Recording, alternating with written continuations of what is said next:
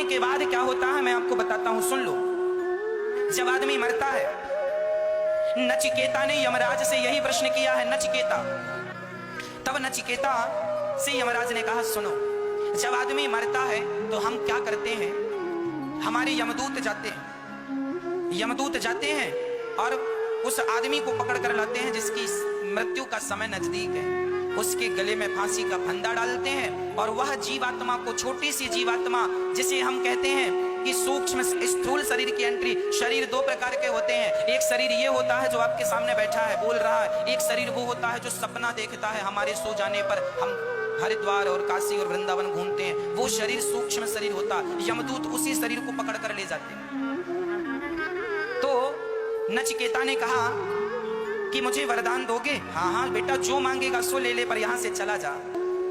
तब नचिकेता ने यमराज जी से कहा, महाराज मुझे ये बताओ कि मरने के बाद व्यक्ति के साथ क्या होता है, ये पूरी कहानी मुझे समझाओ। ये बात यमराज जी ने आज तक किसी को नहीं बताई। शरीर उसी को पकड़ करके, ये शरीर रह जाता है, यमदूत उसे पकड़ कर ले जाते हैं और वह पकड़ में आ जाता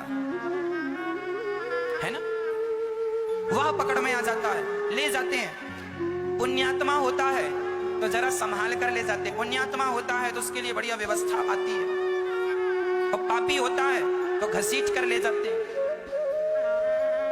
किसी ने भोजन दान दिया है तो उसे यमदूत भोजन भी कराते हुए ले जाते हैं, तुरंत सब पूरा वीडियो बना के रखते हैं और वहां पर वो अपने कंप्यूटर से पेन ड्राइव में डाल के फंसा देते हैं और चलता है वहां।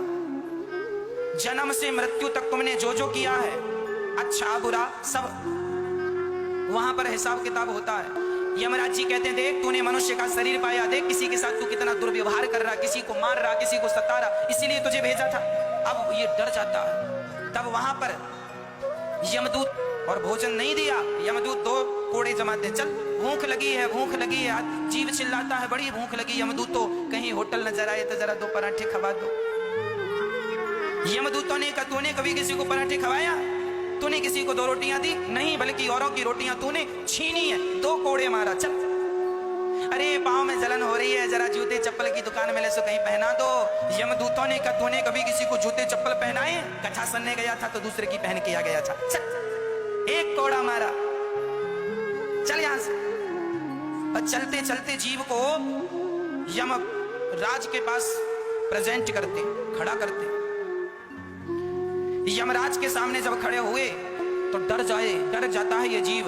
यमराज जी ने कहा, बैठ यहाँ पर। यमराज जी बैठते हैं और अपने बाजू में उसे बिठा लेते हैं और सामने वहां एक बहुत बड़ी टीवी लगी है। उस टीवी में आपने जन्म से लेकर मृत्यु तक जो जो किया सब रिकॉर्ड कर लेते हैं। यमराज जी भी बड़े चतुर हैं, ये तुम्हारे कर्म दंड ही तो हैं, जो तुमने गलत किया है उसी के कारण तुम्हें कुत्ता बनना पड़ा।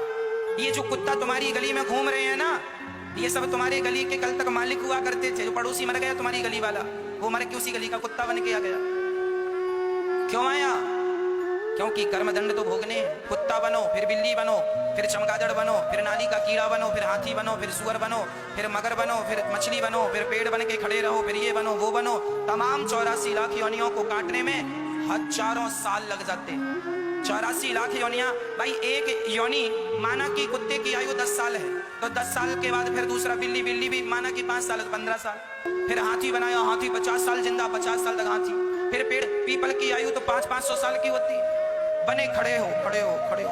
ये पेड़ पौधा, ये भी हमारी योनियां, 84 लाख योनियों में ये भी एक योनि। बन जाओ पेड़, खड़े रहो। ज्यादा पुण्यात्मा होगे तो वृंदावन का पेड़ बना के भेज देंगे बिहारी जी। ये 84 लाख योनियां जब भोग कर तुम जाते हो, तब यमराज जी से आपने कहा भोग के आए हैं, अब बताइए। तब यमराज जी कहते हैं, अब हम तुम्हें एक बार और मनुष्य बना के धरती पर भेज रहे हैं। देखिए तो हिसाब करते हैं यमराज जी, इसके बहुत सारे पाप हैं और पुण्य तो ना के बराबर है। बहुत कम पुण्य किया है इसने, पाप ज्यादा किया, अब क्या करना है? बोले पाप ज्यादा है, हाँ तो पहले एक काम करो, इसके पापों की सजा दो। तो पापों की सजा क्या? वहां बड़े बड़े नरक हैं, रौरव, महारौरव, अंध्रतामेश्वर, कुंभी, पाक, काल सूत्र, असिपत्र, वन, सूकर, मुख, अंधकूप, ऐसे बड़े बड़े नरक की व्यवस्था है, उन नरकों में डाल दिया जाता। 84 लाख योनियों को भोगने में हजारों साल, हजारों नहीं मेरी माँ, लाखों वर्ष लगे हैं हमें और आपको। लाखों वर्ष तक हमने 84 लाख योनियों का कष्ट भोगा, उसके बाद हमें यह मनुष्य का शरीर मिला। अब अच्छा या बुरा करना फिर तुम्हारे हाथ में। इसलिए कहता हूं मैया 84 तो भोग के आई ही हो या आए ही हो, अब ऐसी गलत काम ना करना कि फिर 84 के चक्कर में जाना पड़े। अब तो भगवान के चक्कर। नरकों में क्या व्यवस्थाएं हैं, बड़ी बड़ी कढ़ाइयां, उनमें तेल उबल रहा है और जीवात्मा को उसमें डाल दिया जाता, जीरे की तरह छौंका लगा दिया जाता। बड़ा मांस खाया, ऐसी मुर्गी तूने भूंजी है, ऐसी मछली भूंजी, अब तू भी भूंज। ये व्यवस्थाएं हैं। वहां बड़े कांटेदार पेड़ हैं, जंगल में दौड़ाते हैं, कोड़े कोड़े बरसाते हैं, बहुत यातनाएं मिलती हैं। वो यातनाएं भोगने के बाद यमराज जी कहते हैं जाओ अब 84 का चक्कर लगाओ। ये 84 लाख योनियां जो हैं ये क्या में पड़ जाओ तो 84 के चक्कर से बच जाओगे, और भगवान के चक्कर में नहीं पड़े तो फिर 84 के चक्कर। पुनरपि जननम पुनरपि मरणम पुनरपि जननी जठरी शयनम। इसलिए भज गोविंदम भज गोविंदम। जो भगवान की शरणागति ग्रहण कर लेता है वह जन्म और मृत्यु के चक्कर से बच जाता है, नहीं तो बहुत दुर्गति होती है। काश कोई मरा हुआ लौट के आ जाता और आपको सच्चाई बता देता। यदि मेरी बातों में आपको संदेह है तो शायद वो आए और आपको बताए, तब आपको यकीन होगा। पर क्या करें, ईश्वर की विधि ऐसी है कि जो जाता है आता ही नहीं। बताने के लिए आता है, फिर 84 के चक्कर में वो होगा, कहीं ना कहीं तो होगा ही, लेकिन हमारी जान पहचान से अलग है। भारत जी के उपदेश से राजा रहुगण की आंखें खुली, चरणों में गिर पड़े। राजा रहुगण ने सब प्रकार से ज्ञान दिया।